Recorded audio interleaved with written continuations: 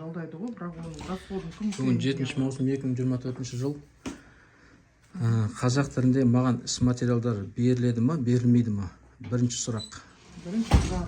Екінші сұрақ. Екінші сұрақ. Талғат Мақашев іс материалдарымен мені таныстырмай жатып, өзінің қызметін асыра пайдаланып, іс-әрекеттер жасауға қандай құқығы бар? Ол сот орындаушыға кім құқық берді? Онда мен конституциялық құқығымнан аттап, ары қарай іс-әрекет жүргізуге кім құқық берді оған? Айтыңызшы. Айтып болдыңыз ба? Өзіңіз таныстырыңызшы бірінші. Жоқ, сіз айтып болдыңыз ба? Мен сұрақ қойдым, екі сұрақ қойдым сізге. Енді болды ма, сол айтып болдыңыз ба? Жауап Сұрап жатырмын ғой мен. Есіміңізді айтыңыз. Есимова Әсем Тасболатовна, Шымкент қаласы жеке сот орындаушыларының өңірлік палата басшысының орынбасары боламын. Сізге Ажар ханым жауап берді ме сұрағыңызға? Жауап берген жоқ. Деңгейі жетпейді. Енді мен сізге айтып кетейін. Сот бұйрығы алимент жөнінде өндіру туралы сот бұйрығы атқару құжаты қазақ тілінде шыққан болса, атқару өндірісі қазақ тілінде жүргізіледі. Сот бұйрығы немесе атқару құжаты орыс тілінде шықса, орыс тілінде жүргізіледі атқару өндірісі. Менің құқығым қалай? Сол себепте мен сізден сұрап тұрмын. Қай тілде шыққан атқару құжаты? Орыс тілінде шыққан ғой, дұрыс па?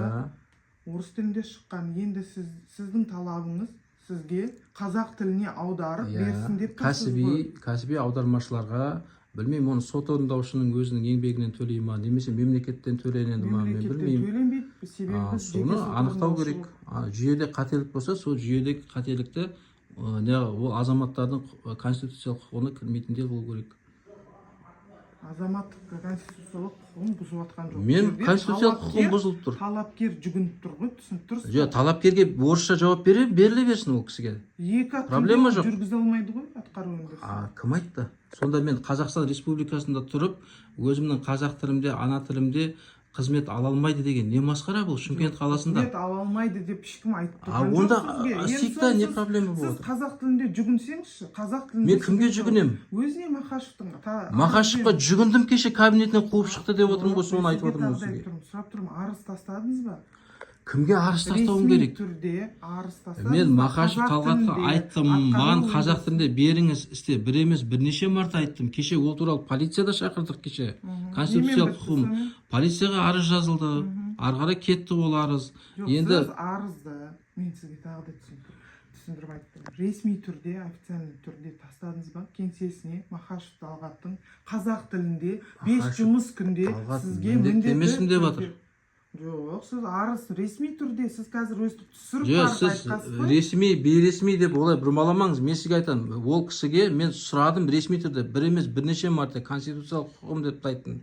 Дәл осылай.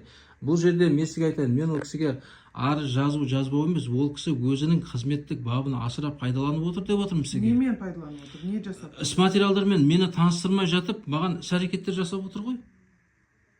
Сіз сонда хабарламаны алмадыңыз ғой, алимент турасында? Хабарлама, егер азамат түсінбейтін тілде берілген болса, ол хабарлама берілмеген болып есептелінеді заң бойынша, менің құқығым бойынша.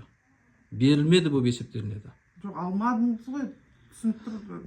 Егер мен түсінбейтін түрде берілген болса, берілмеді бұл есептелінеді. Мен ол кісіге 3-4 марта айттым, кеше видеомен де айттым, былай да айттым, түсіндіре алмадым ол кісіге. Сіз бәрін видеоға түсіріп тұрсыз, бірақ сізде тағы да заң талабына сай сіз ресми түрде арызданыңыз. Қазақ тілінде арызданыңыз. Сізге қазақ тілінде жауап береді. Мен қазақ тілінде қызмет алу үшін арыз жазып, тағы бірдеңе жазып жүруге міндетті емеспін. Сіз міндеттісіз дейсіз. Ертең өзіңіздің қызметтік бабыңызға зиян тиеді мынау сөздеріңіз. Олай айтпаңыз, зияны тиеді. Зияны тиеді. Мен сіздің үстіңізден арызданатын боламын.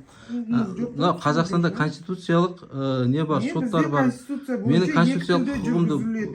Ал егер менің тілім неге бұл, мен неге қызмет жасамауым керек? Ертең масқара Шымкент, мен сіздерге айтайын, Шымкенттің масқарасын шығарасыздар, мен сіздерге айтайын. Мен сіздерге қайталап едім, мен өзім қазақ тілі жанашыр ретінде айтып отырмын сізге.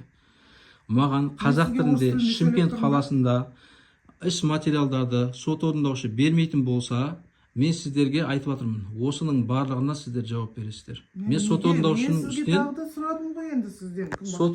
үстінен кім жауап береді? Сот орындаушыға. тағы да сұрақ қойдым. Сіз ресми түрде жүгіндіңіз ба арызбен? Мен ресми түрде жүгінуге міндетті емеспін.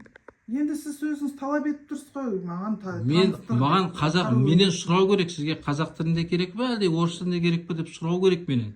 Енді ол заңда көзделген атқару құжаты енді менен сұраса қазақ тілінен. Сол тілде атқару өндірісі жүргізіледі. Дұрыс айтқансыз. Жоқ, бұл кісілер сіздер айтып жатыр. Сіздер айтып жатсыздар, міндетті емеспіз деп айтып жатсыздар. Нені айтып жатырық, міндетті емес? Қазақ тілінде ақпарат беру маған. Неге дұрыс айтыпсыз?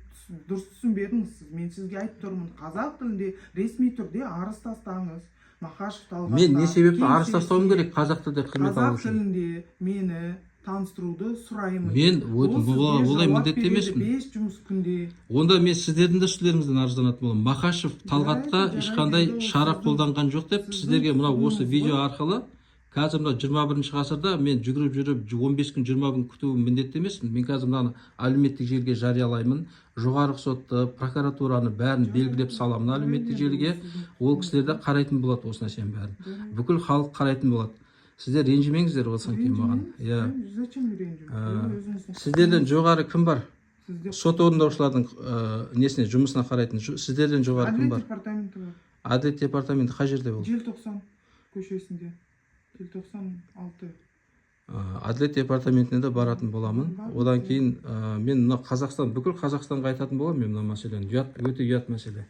Мына тек қана менің ғана құқығым емес, басқа азаматтардың құқығы осылай бұзылып жатыр деп есептеймін мен. Жақсы, сау болыңыз.